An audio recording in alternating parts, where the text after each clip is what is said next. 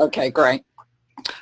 Okay, so I'm going to be talking about a workshop that was put on by the National Academy of Medicine at the end of last year, focusing on the role of non-pharmacological approaches to pain management.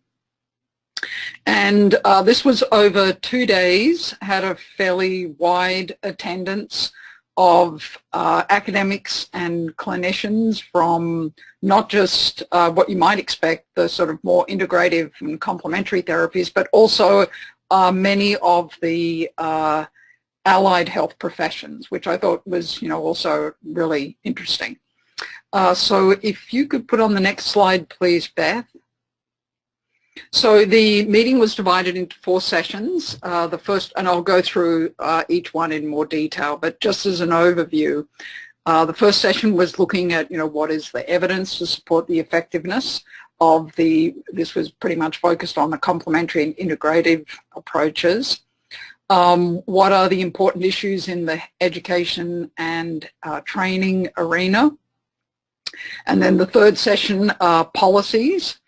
And the fourth session was, to look at what we need to do going forward. But just as an overview, when you think about non-pharm interventions for pain management and the fact that the Joint Commission, which accredits hospitals in the US, had mandated that the use of non-pharm interventions as of the beginning of last year, January 2018, when you start thinking about that issue, immediately, 2 things spring to mind, which is how do healthcare professionals know what to refer patients to, or what are the options in the non-pharm arena? So there's a big education training piece. And secondly, the big question is, well, if we are going to suggest that a patient gets massage therapy or acupuncture, for example, who's going to pay for it, considering that there's only limited insurance coverage for many of the complementary and integrative approaches for pain.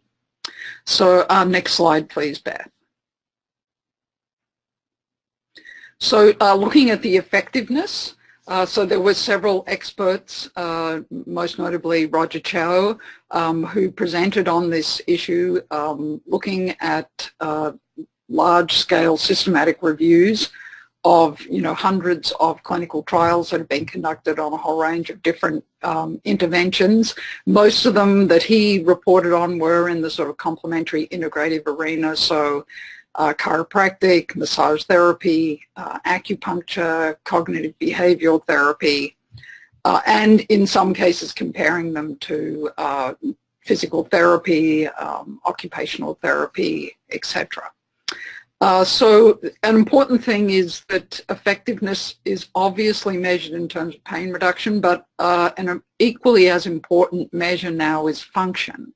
So people being able to regain functional status, often by getting out of pain, but it also can be through other ways, like, for example, improving range of motion, stability, even though their pain, might still be, quite a significant factor.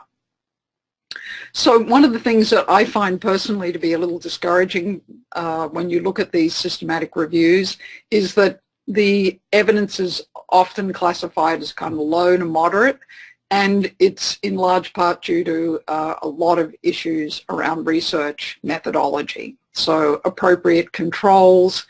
We know very well that acupuncture placebo controls have been extremely problematic because they are therapeutically beneficial. So it's not like you're comparing real acupuncture to an intervention that isn't also good for pain. Small numbers of trials, poor quality of trials, heterogeneity, so different patient populations, different types of interventions. So the trials are very different, and it creates a lot of challenges when you start thinking about pooling data. There is some evidence for cost effectiveness, and there's a growing focus on looking at it from this point of view, but we really need a lot more research that focuses on the cost effectiveness. The other thing about cost effectiveness, which is interesting and also problematic, is that even though you can demonstrate it's cost effective in one healthcare center, in one kind of healthcare setting, that doesn't mean that that's going to translate to another medical center or healthcare setting. So, at first I thought, oh, really? But then when I started to think about this, it made a lot of sense, because the way in which medical centers are financially structured is really variable. And so, what might be covered in one medical center, like one medical center can provide acupuncture for their patients and cover it through, bundled payments or some other method that they have of getting insurance coverage. Another medical center may not have, that same structure. So that's going to mean that there's always going to be a challenge in terms of using cost effectiveness as a way of justifying the use of complementary and integrated therapies.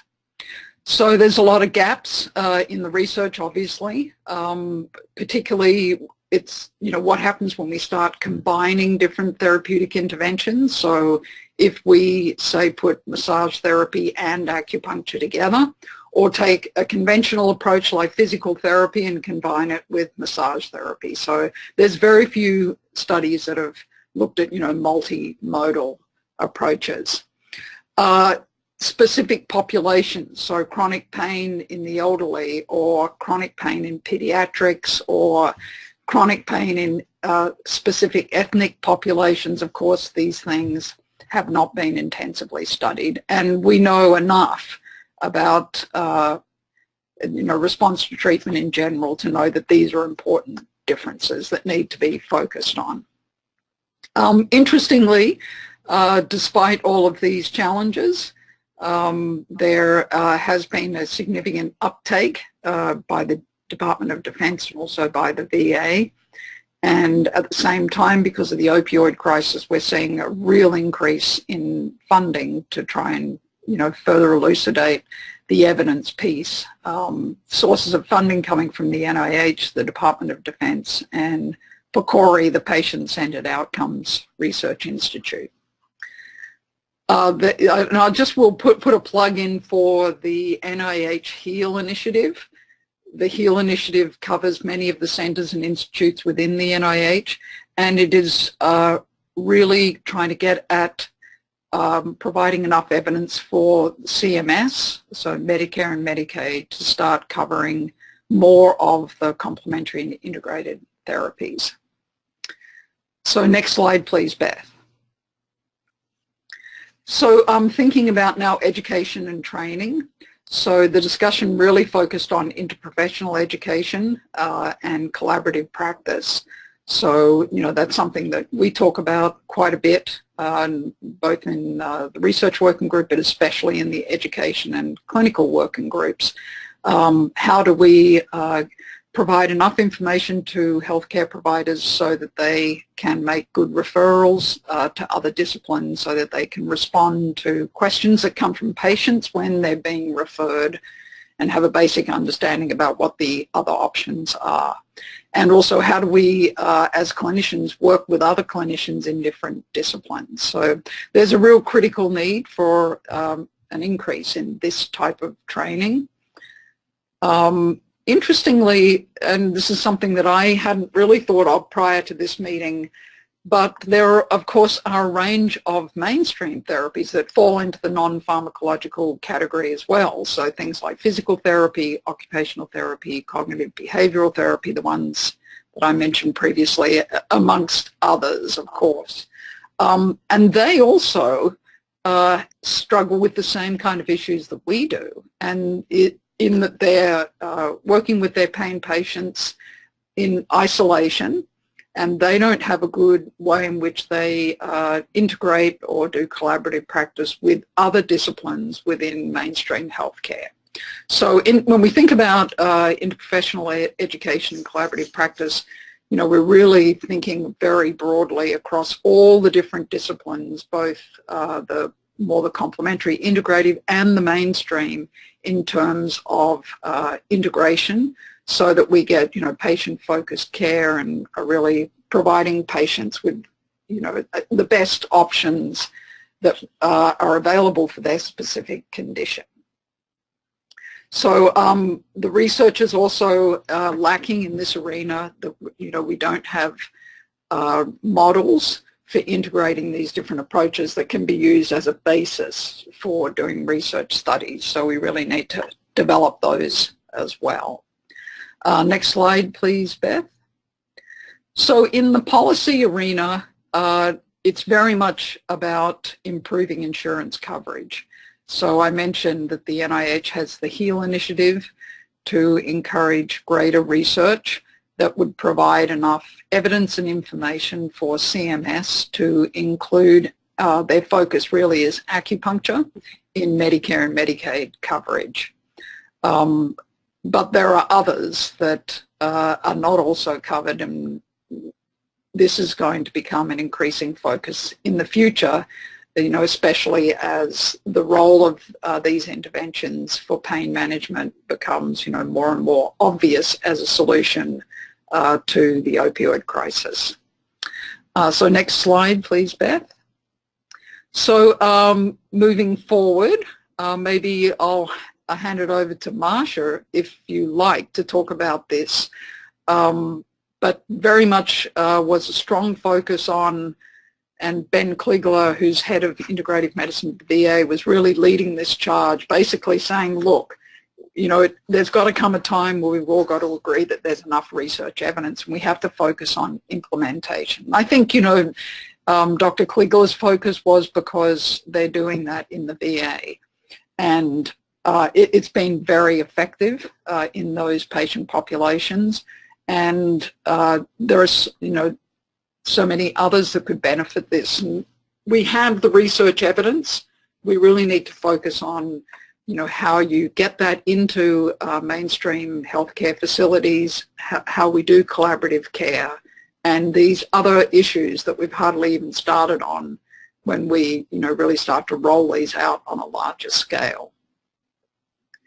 So that's kind of all from me, but Marsha, feel free to jump in and elaborate. So thanks, Bo. I have lots of questions for the group because there are lots of things that need to be done. But I think that we should look at them all as tremendous opportunities. I mean, we all have specific disciplines, but one of the questions that you posed just a minute ago was, how are we collaborating among ourselves, let alone with the more conventional approaches? Whether it's acupuncture, chiropractic, whatever it is. We all have ways that we address pain, but how are we working together? Because I would like to think that's an easier approach or something we have more practice at than collaborating necessarily with, as we said, the conventional folks. So, I'm thinking of a million different examples in my head about how we do that. And I would love to hear from folks about what we do. I mean, I have personally varied experiences with that, working both with conventional and with other disciplines, but I don't want this to be my experience. No. The computer was a gift for someone. Oh, Beth, we so I don't. No, I don't have anything related to. I don't have anything. People, so whoever's speaking right now, I'm unmuting you, so mute yourself, please. Sorry about that interruption, Marsha. I was just going through and unmuting folks for the, that wasn't me. Yeah, I thought it was your voice, sorry. Yeah, no. Sorry about that. So, I mean, there are definitely challenges with collaborating. There's no question about it, but I think those are pieces that we want to do, and obviously there's more research that's needed. I don't think that should hold us up, but I do think that we should be thinking about ways to make what we're doing research possibilities. So, and I, have not done that in the past and wished I had spent all those years actually trying to build it into a research project, whether I'm doing it with, I mean, it's a question we get asked in naturopathic medicine and oncology all the time, is one example. Have you compared the results of people who are doing integrative approach to cancer care versus conventional approach. And we don't have good research based on that as a general rule, the integrative approach. We have, we know that ginger works for this, but it's a little more challenging to do the other. So we don't stop doing it, but we need to think more broadly, I think, as well as collaborating with one another. Thoughts from folks on that? What your experiences are in collaborating with other people to address with other disciplines? Did I hear somebody start to speak? So I'm going to go through and mute everybody unless self-muted because we have this feedback now. So I'll give everyone a minute. Could you self-mute yourself?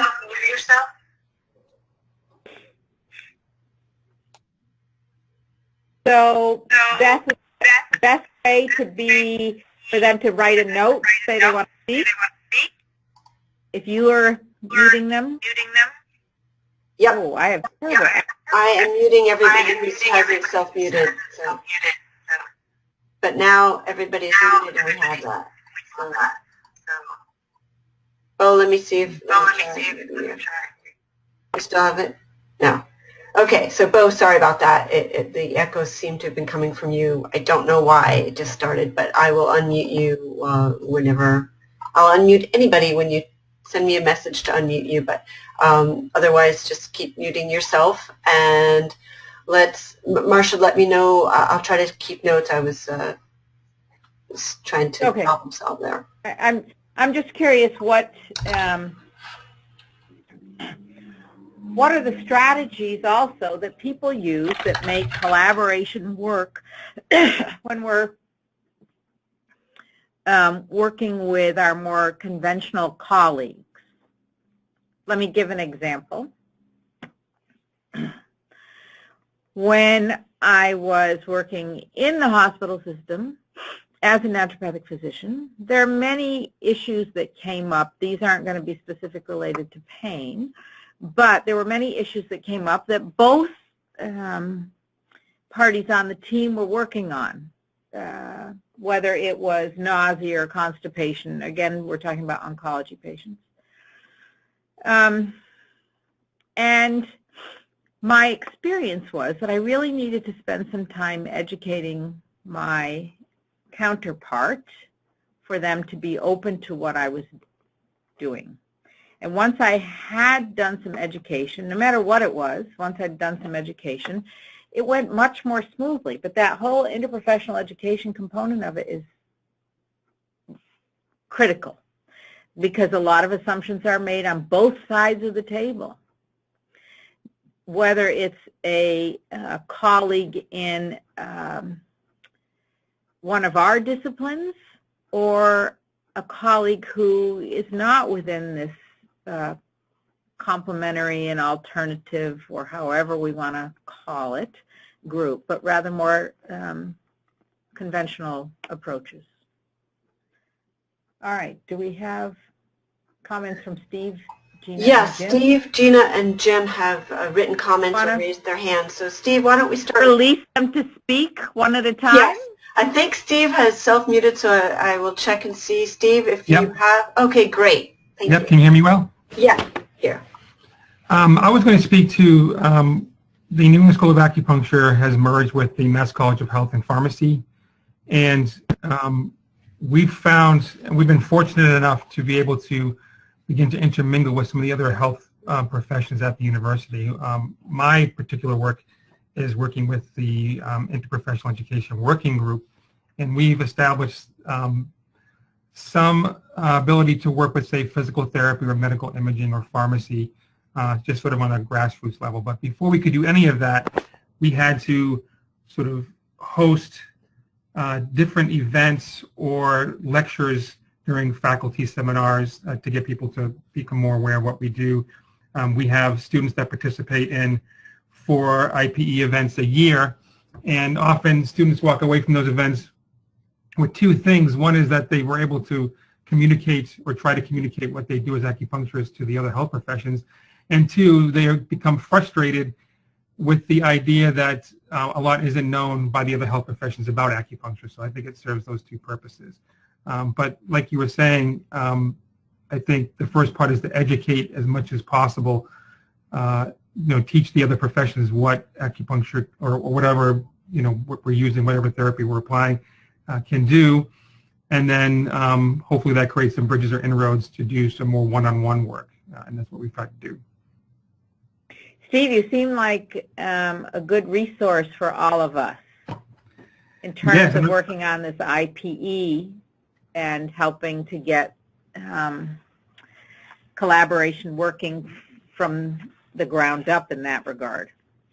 Yes, like I said, we're very fortunate to be in this situation here, and we do find that the other health professions are very eager to work with us and to, I don't want to use the word integrate, but to sort of have students come together and explain what each profession does provide. Like I think Bo was mentioning how even physical therapy or other professions are not as utilized as they could be, and part of our IPE interactions, I sort of assumed that physical therapy was something that everyone was well aware of, but have since found that's not to be the case. And so, working together, we sort of educating each other and trying to find what each of our roles can be within a healthcare setting. That's fantastic. I think you're absolutely right on about those allied health professions.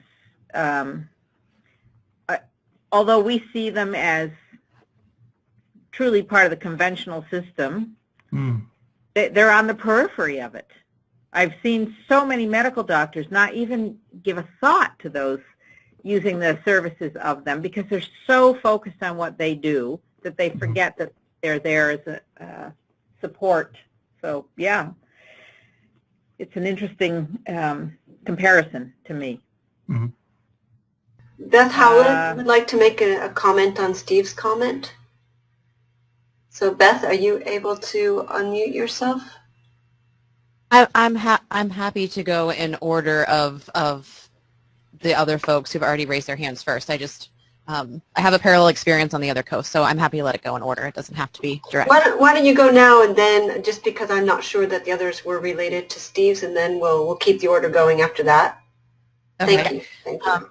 I just got really excited because back in the day, NISA and OCOM actually collaborated on a study around research attitudes, and we certainly see among our students that frustration is very real and an assumption that others know a lot more about us than they do. What we're doing out here, we have not affiliated with a larger medical institution, but we do participate in the Oregon Collaborative for Integrative Medicine, which is a consortium of all of the medical schools in our area that represent the same disciplines as ACIH, the collaborative. And we have student chapters that facilitate similar kinds of educational events, and so I just want to emphasize that that's absolutely a very successful strategy towards building that mutual understanding.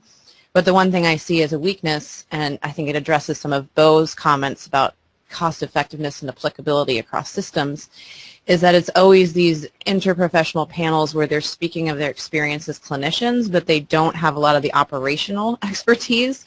And so oftentimes I think they set students up for unrealistic expectations about how replicable what those folks are talking about.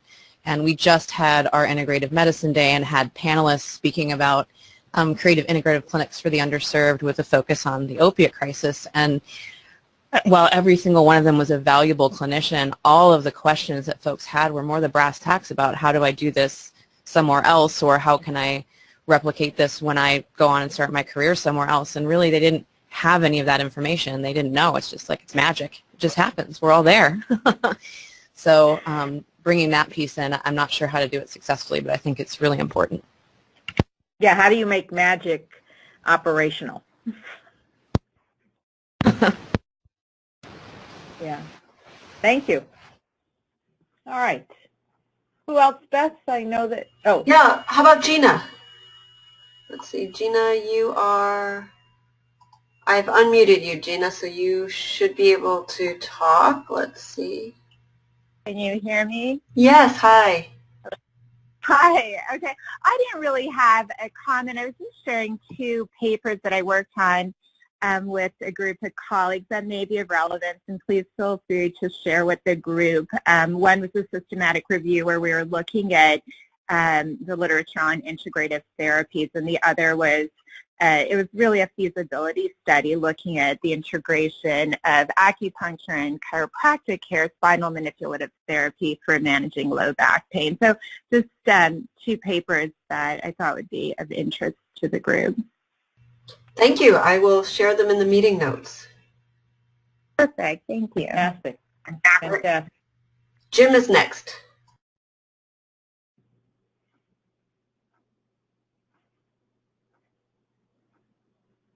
Jim, are you self-muted? Let's see what's happening with Jim. I do not see. Here we go. So Jim, trying to unmute him. Okay, I'm back. Okay, good. Hello. Yeah, so I was just wondering what people think about the closing of the Academy of Integrated Pain Management. What will the effect be, and who will be kind of taking up that work? What are your thoughts on that, Jim? I don't know. I mean, I've only attended one meeting, so my involvement has been kind of minimal. My impression of the folks, involved is the highest caliber, and I appreciated, the presentations that I attended and the publications, but I don't think I have the big picture. Anyone else have a response to that? I can't, I've not participated in any of their events, so I'm not in a position to address that. All right, Marsha? Yes. Yeah, it's John Weeks here.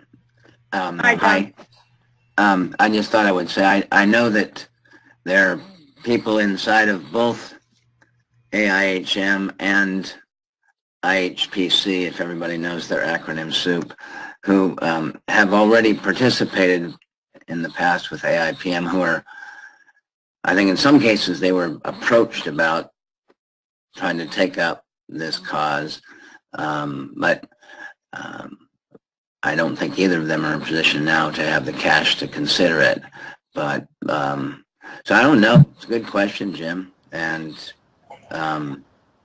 an interesting one for, I suppose, for ACIH to think about as well.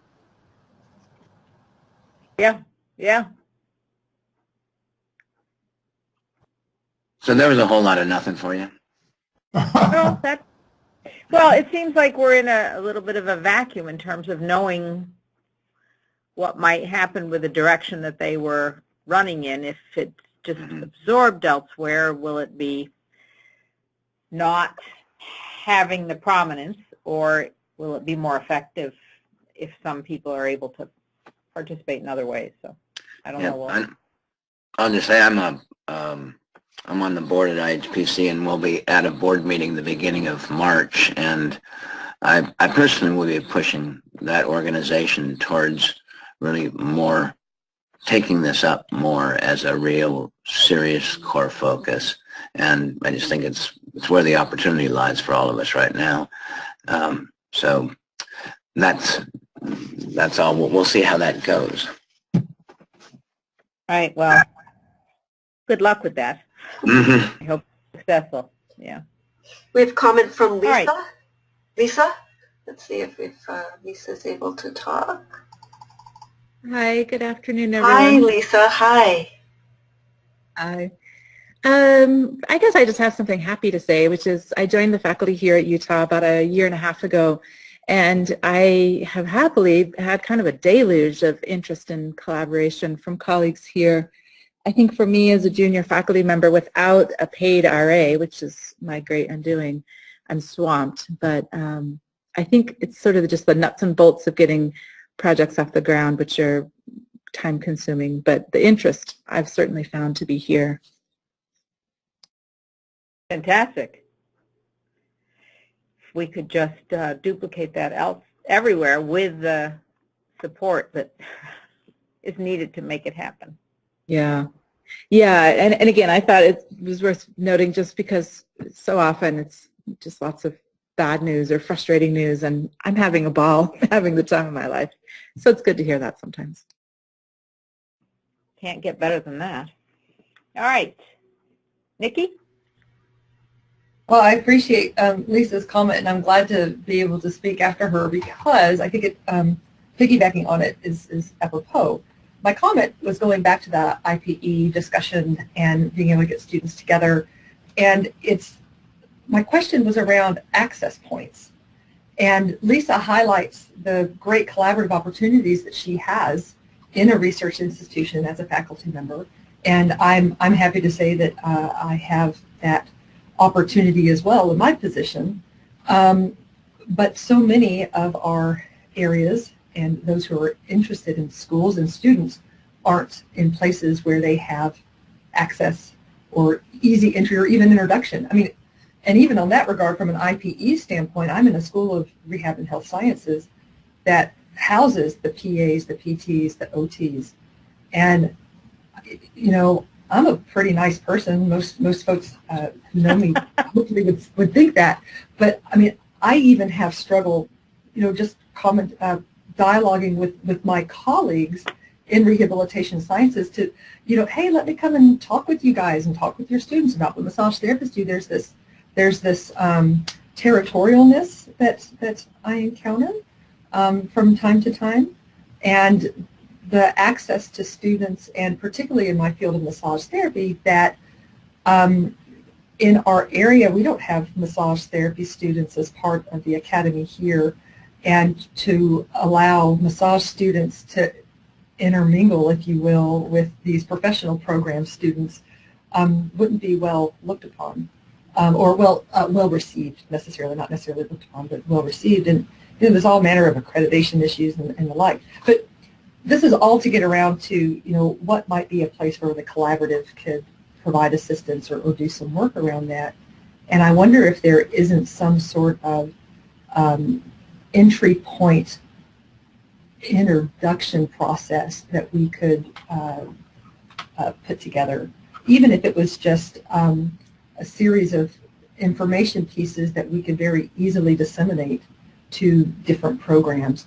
I know that would be something perhaps helpful in my situation, to be able to go to some of the leaders in these different programs and, you know, talk about, well, here's some curriculum, or here's some information that is provided by, you know, said group that might be really beneficial to give your students an understanding of what acupuncture is doing or massage therapy is doing. I know that I go and speak on that a little bit, but it's certainly outside of my expertise. But anyway, that was just my comment on that. Thank you.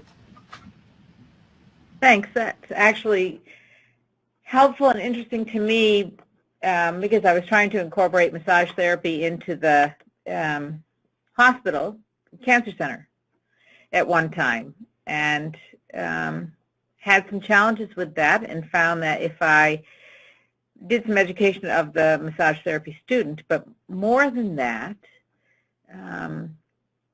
offered some massage therapy to the staff and physicians in the cancer center, it went a long way to helping with their understanding of how effective it is, that it's not just a nice treat, but it's particularly with pain. So it went back and forth, but it was a good opportunity for both the students, the massage therapy students, as well as to broaden the understanding of our faculty. So, yeah. All right. Who's next on the list? Peter? Are you able to hear me? Yes. Okay, great. One thing that I've read about a little bit that I thought has been interesting is the kind of proliferation in MD schools of kind of a co-MD MBA programs that are starting to become more popular as medical doctors are looking for opportunities to get training in business practices and things of that nature that typically aren't included in medical school. And I've you know, in being around the chiropractic students at our institution, know that they frequently complain that they don't have enough business training and entrepreneurial training as they head out into practice. So I was just thinking that it might be an interesting thing for ACIH to explore, perhaps helping schools work on creating some sort of integrative healthcare MBA program, or you know, working on developing competencies for those sorts of things, because I think it sort of speaks to Beth's comment before, where all the students had very nuts and bolts questions about how do I get out into the real world and hang up a shingle and make money and do those sorts of things. And there's really no good models. There's no compendium, and I feel like maybe having a designated educational program that sort of talked about this, which coincidentally might be very interesting to PTs and OTs and other you know, different specialties in the allied health professions that don't necessarily all work in hospitals.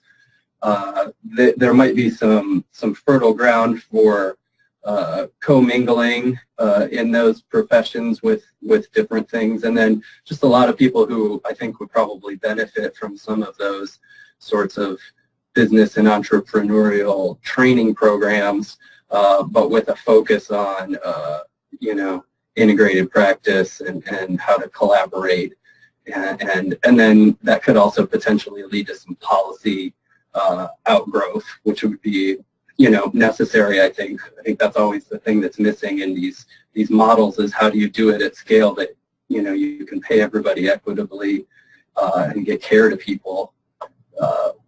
I think that's always a big challenge, and so if we train some people with heavy business skills and heavy skills that are associated with other areas that have really strong lobbying efforts and things of that nature, it might be beneficial. So it's just something that I've seen elsewhere that I thought would be very interesting for our professions to sort of think about, and this seems like a good place to you know, stir it up a little bit and see what people think.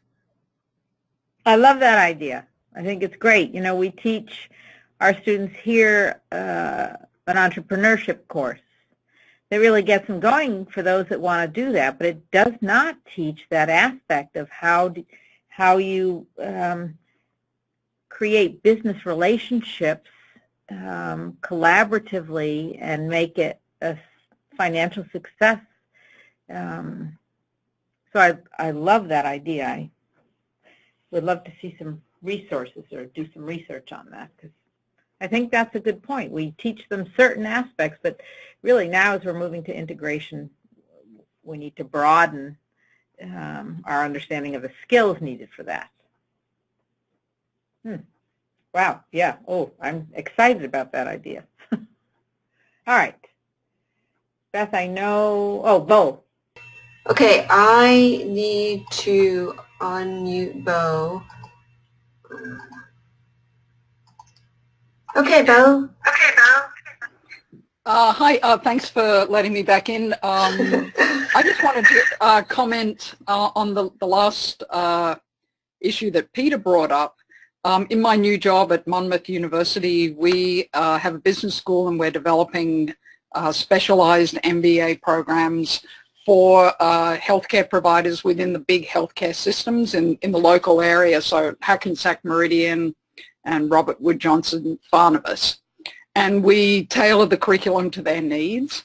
And the focus is, and the reason why they want healthcare providers to have this knowledge is so that they better understand how to make the healthcare systems, you know, more successful in an environment where there are so many disruptors to healthcare right now. You know, I mean, the ACA being one example, value-based reimbursement, amongst many other, you know, huge changes that are coming down the pipe. So getting clinicians to think more from the sort of business perspective in terms of improving the efficiency of the organization.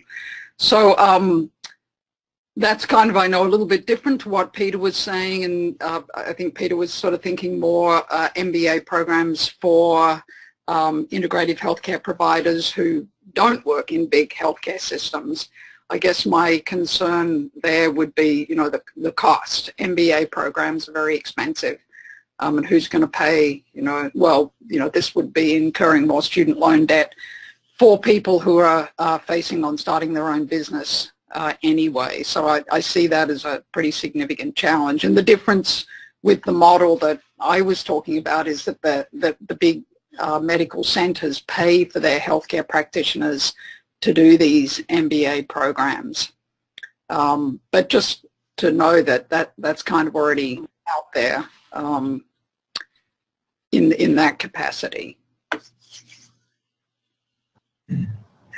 Thanks, Belinda. Did you have any other comments? No, I mean, I was going to make some comments earlier, but John kind of stepped in and kind of said what I was going to say. Yeah. Okay, great. Thanks. So let's go to Kieran. And Bo, if you could try muting yourself again. I don't know why that started. Thank you. And if anybody else has questions, comments that I haven't seen yet, it's because I didn't see it in the questions or the chat. So just raise your hand. That's very visible to me, and then I can add you to the comment list. Hi, can everyone hear me okay? Yes, thank you, Kieran. Okay. So this one's just a quick comment. I'm relatively new to the area and certainly less familiar with the U.S. climate than I am the Canadian climate, but I just wanted to share this Project ECHO initiative. There is one in Ontario and one in the U.S.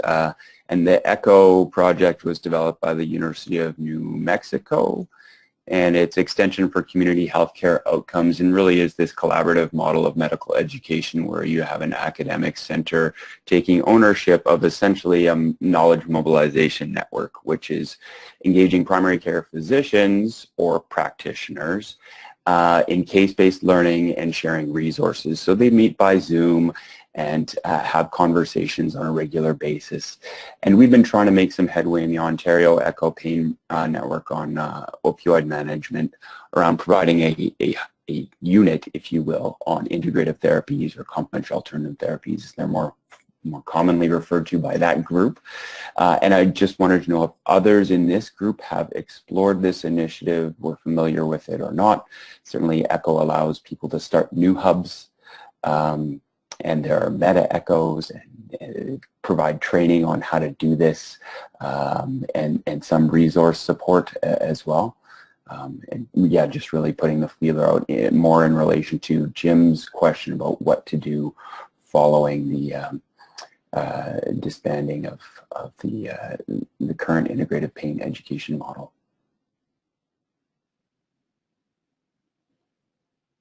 Anybody have anything to share back to Kieran about that? Any experiences with that?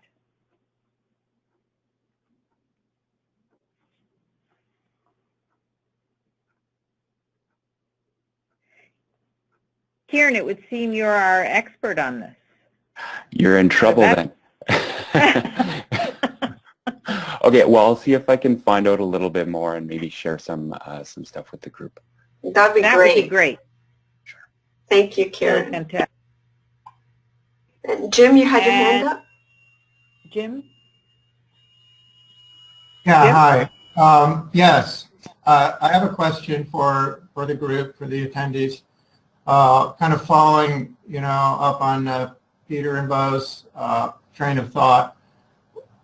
What's a more promising pathway to integration? To bring complementary therapies and disciplines into a conventional environment, or the opposite, to bring medical care into an established, complementary therapies operation?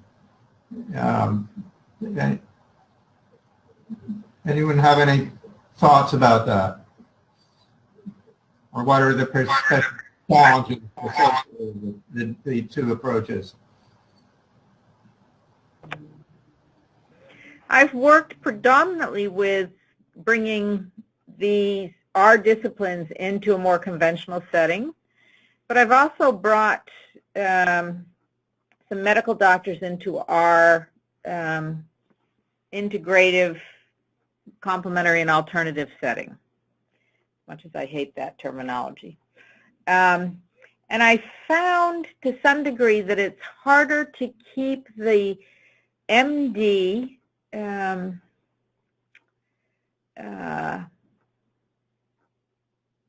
sticking to it in our setting than it is in the reverse. Now, but that's very limited experience with that, so I'm not sure that it's valid across the board by any means. But that's been my experience. I'd love to hear from other folks what their experiences are. If you want to let Beth know if you have a comment, that would be great on that topic. Steve, you have your hand raised. Yeah, here in the Massachusetts area, we have a variety of acupuncture clinics and hospital settings, and you know, when we're in those settings, the patients love it, the nurses, the medical staff really appreciate it. But these clinics are no-cost clinics, and I think until we are able to create or get insurance coverage for this kinds of services, then the hospital doesn't sort of take us seriously. You know, the rooms that are available to acupuncturists are often, you know, whatever happens to be available. But as soon as a physician has to work or someone who can generate revenue out of that space, then it automatically bumps the acupuncture, regardless of how strong the patients might feel about it or the nurses might feel about it. So I think, as Bo was saying earlier, hopefully maybe referring to the idea of getting better codes or getting insurance coverage, I think, you know, for better or worse, is probably the direction we need to go in. I think you're right about that. I mean, I worked in a situation with bundled payments, but the real those that obtained were covered by insurance, it is who had the strongest position in terms of space and time and all kinds of things like that. So yeah. Marcia, John here, just a couple of points that's really supportive of what you and Steve have said.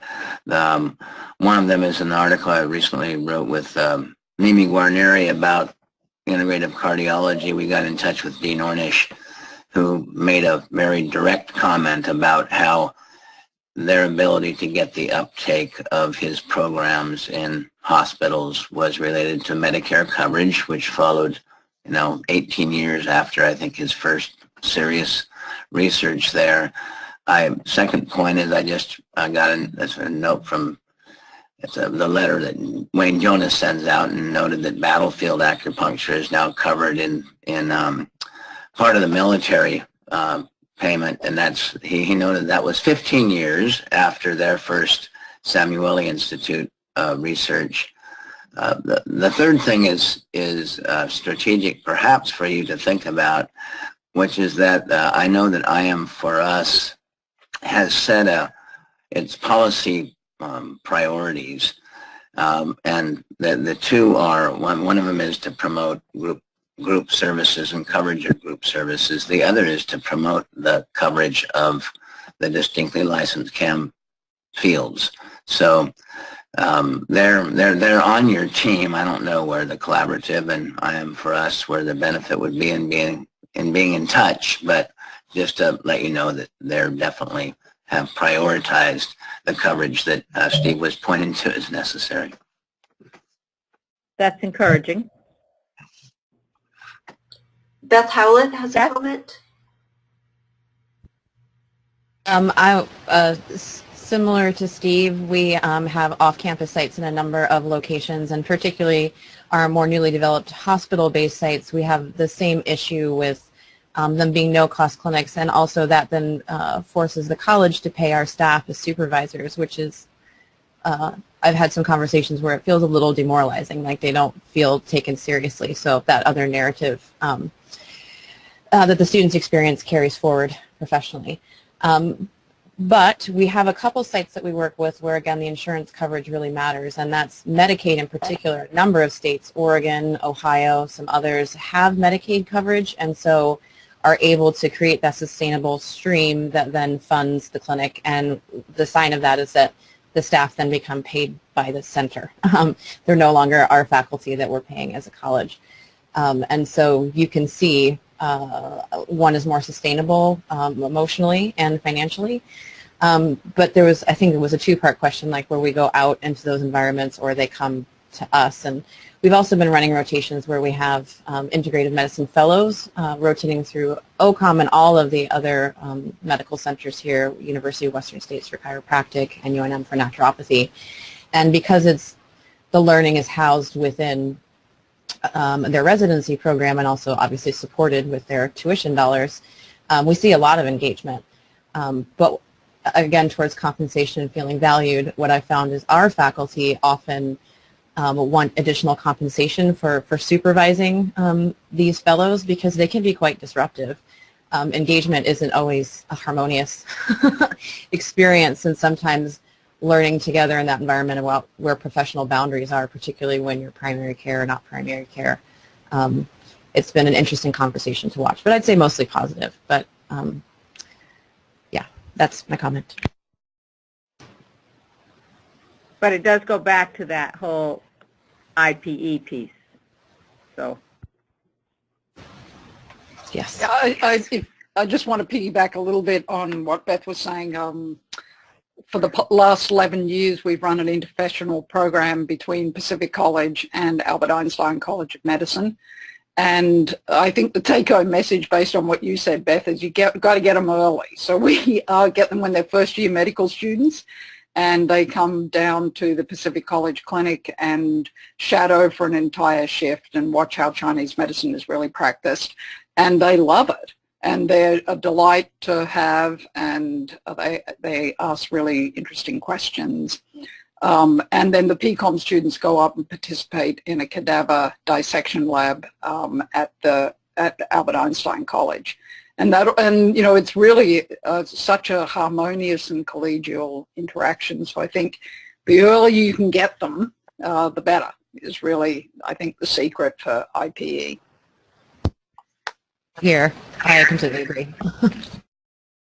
Yeah, I couldn't agree with you more. It's interesting, we have an integrative clinic here, and so, of course, acupuncture, chiropractic, and naturopathic seem like logical group to put together, but we also have a dental hygiene school that participates in that integrative medicine clinic.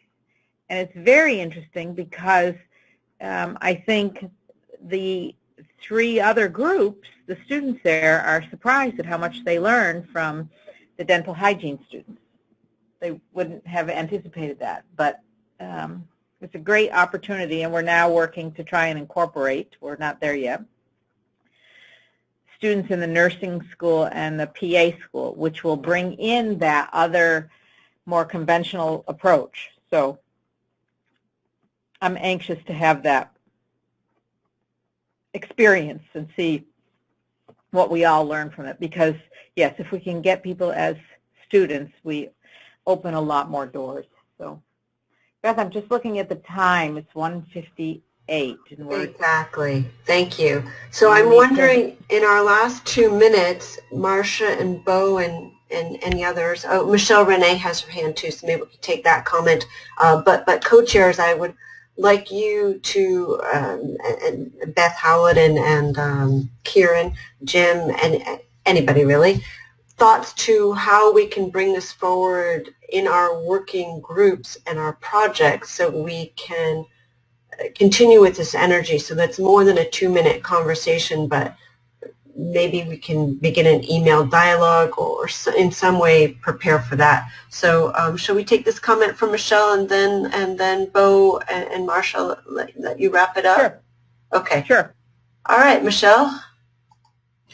All right, I just wanted to touch on a couple of comments that were made in terms of being taken seriously in hospital settings with massage therapy and acupuncture and Chinese medicine in particular. Here at Northwestern, we've been in those settings for a long time now, I'd say more than a decade, and I've really seen a shift in the way those relationships play out over time. I feel like it took a long time to the point of not just being taken seriously, but actually them feeling as though they looked forward to us being there, didn't want to do without us, were upset when we weren't present in those environments, and were willing to hire a massage therapist or four, and then those people would be able to supervise our students when we came. So just the value of that long game in creating, building and creating those relationships in conventional healthcare settings has been really important. Fantastic. It's nice to hear that it does come round. It's just, we'd all love it to happen much more quickly. But, exactly. yeah. You know, Beth, I'm wondering, it would be interesting because it seems like we are just on the tip of the iceberg in this conversation. I would love to know more about the various experiences of participants. If we could create some kind of survey in which makes it very quick and easy for people to respond to, and then see where we go with the responses we get from that, if there's clusters that we can take from there. I realize I'm introducing the concept of more work here. But it's a thought. It's a great idea. Everybody has just a little bit opportunity to share here, and they have such wealth to share. Are there any volunteers who would help Marcia and I put together this quick survey and then help to encourage all of our working group participants to take a moment to fill it out? It doesn't have to be complicated. Right. People, I would want to keep it simple so that people actually do complete it. So if you don't volunteer now, then if you could send an email to me after this, whether or not you have any experience with surveys, this is too simple for that. It'll just be like quick questions, but we really do need input. So I need at least 1 or 2 volunteers or else this won't happen. So reach out to me, please, after this. Yeah, email Beth. That would be great. Yeah, thanks. Thank you, everyone. I had pages of questions, and we hardly made a dent, so I'm very excited about this. Maybe we can use some of those questions for the survey, Marcia. Yes, perhaps. Perhaps. All right. I would love to have some feedback from others before we send it out. Yeah. But yeah. Okay. Yeah. Well, we'll reach out, especially maybe some new people on the working groups who would like some exposure to participation. This would be a perfect entry point, and we would really appreciate it. So I'll put that in the notes. We'll get this webinar posted on the collaborative website as soon as we can. And I think that's it. So I thank everybody for your participation, your questions, a discussion, and many, many thanks to Bo and Marcia for your ideas, your preparation, your presentation, your facilitation. Very much appreciated.